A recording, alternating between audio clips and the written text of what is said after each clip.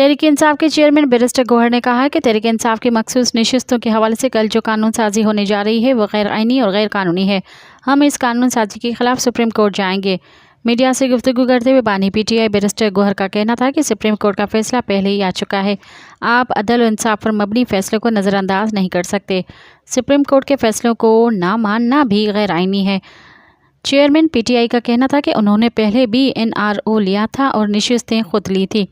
ये अब दूसरा NRO लेना चाहते हैं जिसे हम नहीं मानेंगे। मेरी चीफ जस्टिस सुमित अदलिया से गुजारिश है कि आप अक़लियत में सही मगर फैसला पर अमल दरामद करवाना आपकी आईनी जिम्मेदारी है। बैरिस्टर गौहर का मज़ीद कहना था कि ये नशिस्तें हमारी हैं और हमारी रहेंगी। कोई भी कानून साजी जो इस फैसले पर अमल दरामद के ख़िलाफ़ हो गैर आइनी है। हम इस कानून साजी के ख़िलाफ़ सुप्रीम कोर्ट जाएंगे। मज़ीद ख़बरनि ऐं तफ़सीलात लाइ विज़िट कयो असांजी वेबसाइट www.awamiNewsHD.com ऐं ॾिसंदा रहो अवामी न्यूज़ HD।